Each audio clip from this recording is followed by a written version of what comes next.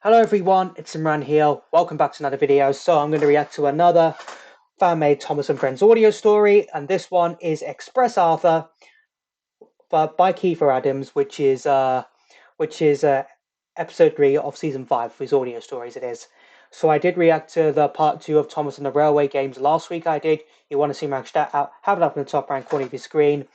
And yeah, we're going to have a audio story based off Arthur having to pull the express right here. So this one definitely should be fun. And given the fact that Kiefer mentions the Arthur's Tricky Travels one, um, one in the last audio stories, we get another Arthur audio story based off deleted scenes within Series 7 of the television series. So that's going to be fun, right? Fun, right there. It is. Yeah, that's basically all I got to say. So this is going to be one set during season 7. Links to I'm reacting to in the description down below as always. So without further ado, let's just go ahead and get straight into this. Really enjoyed the two-part special. Thomas and the Railway Games just to kick off this season. Let's see what the rest of season 5 has in store for us, starting with this one. Express Arthur. Written and told by Kiefer Adams. Gordon was not feeling well. He had felt a horrible pain in his cylinders and had gone to the works to have it sorted. He had also been suffering a bad case of ash clot in his firebox. The Fat Controller knew that Gordon was important to the Express and promised to find another engine to take over it until Gordon was better. The likes of James and Henry sensed that they would be pulling the Express once more, but to their surprise, the Fat Controller had someone different in mind. The Fat Controller came to the foundry, where Arthur was busy shunting tankers. "Hello, Arthur," he greeted. "Just the engine I'd like to see." "Yes, sir," said Arthur nervously. Arthur was still worried that the Fat Controller was cross about his accident on his first day. "No need to worry, Arthur," said the Fat Controller. "You've proved to be a really useful engine since your first day. In fact, I have a job for you to tackle in the morning." "Yes, sir?" asked Arthur. "Gordon usually pulls the Express, but I'm afraid he's out of commission for a while. Would you like to take the Express tomorrow?" Arthur looked rather pale. I suppose I could, sir," he said. "Splendid," said the Fat Controller. "Be at the big station at 8 o'clock tomorrow morning. The station master will give you your instructions." He turned and walked away. Poor Arthur had a sickening feeling in his firebox for the rest of the day as he carried on with his work. When Arthur returned to the sheds that evening, he was still worrying. "Hello, Arthur," whistled Percy. "We just heard that you got the Express. Congratulations!" "Thanks," said Arthur grimly, "but I haven't pulled coaches in a long time. I remember last pulling them on my old railway." "You should be in good buffers then," reassured Henry. "The Express is just like any other passenger train, but you have to be more careful with it." "Why?" asked Arthur. "It doesn't stop until it reaches the end of the line," said Percy, "and Gordon always makes sure that his passengers have a smooth and comfortable ride," added Henry. "This is too much to take in," groaned Arthur. "You'll be all right," reassured Percy. "Come on, Arthur, you know you can do it." But Arthur didn't think he would be, as he braced himself for what the next day would bring. The next morning, Arthur arrived at the big station at exactly 8 o'clock. 4 smart cream and red coaches stood at the platform, and soon Arthur was coupled up. He watched as the passengers started boarding the train. "Come on, Arthur, you can do this," he said to himself. "You've got this. Make Gordon proud. You can do it." It felt like ages for the guard's whistle, but when at last it blew, Arthur set off out of the station. Come along," he said with a nervous tone. We're coming along," sang the coaches. Arthur soon made his way out onto the main line. He felt at first everything was going well. The coaches ran smoothly behind him.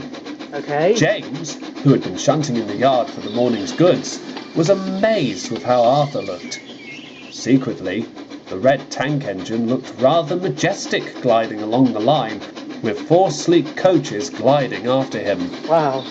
Before long, Arthur There's was the other already deleted scene. halfway across the island. Just as he was passing Rolf's castle, he was starting to enjoy himself. "This is great!" he cried. "You're pulling us well, you're pulling us well," sang the coaches. Arthur's driver was enjoying himself too. "Come on, old boy," he said. "Let's see how fast you can go."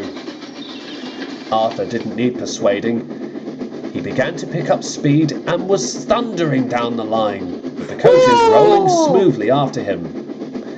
Many engines stopped and stared in bewilderment as Arthur flashed by. Even Edward was impressed when Arthur thundered through his station and charged up Gordon's Hill without any trouble. Wow, he didn't even need a banker. Before long, the end of the line came into sight and Arthur came to a gentle stop. Many of the passengers came to thank him and hoped that Arthur could give them a more pleasant ride on the way home. "That was wonderful," said Arthur, and for the first time all day, he actually felt a lot better. That evening, Arthur returned to Tidmouth Sheds feeling a lot more good about himself. Thomas was already there, and so was Gordon, who was now out of the works and feeling a lot better. "Well done, Arthur," said Gordon. "Henry dropped in at the works to deliver supplies and told me how well you did. I understand you were a bit nervous." "A little bit, yes," confessed Arthur, "but it was a wonderful experience." "You were splendid, Arthur," said Thomas. "Thank you," said Arthur, blushing a little. "It seems James and Henry may have a bit of competition," added Gordon. Yep, they've definitely got "Perhaps competition now. you'd like to pull the express again sometimes." "Thank you, Gordon," said Arthur. "It's a lovely offer, but I'd rather stick with my trucks if that's all right with you." "Very well, Arthur," said Gordon, "but I must admit it was truly an honour hearing about you pulling the express so well." Arthur just grinned. Arthur never got to pull the express again after that, but he always thought about how well he had done. In fact, just the other day, he found something new to enjoy. The fishing village. Fishing Village. Yep. But that's another story. Wow, and this story is actually set within the events of, between the events of the Spotless Record and Something Fishy right there. So, excuse me, Kiefer took something. He he took deleted scenes out of season 7 to make a story set between the events of the Spotless Record and Something Fishy. I would have loved to have an episode where we had Arthur pull the express right there. And even though it was just essentially a one-off, I'm sure Arthur would have loved to pull. I'd like to see Arthur pull the express again someday.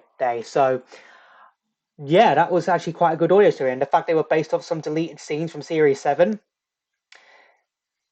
just reiterates me that Kiefer never ceases to amaze me. I mean, the fact he made a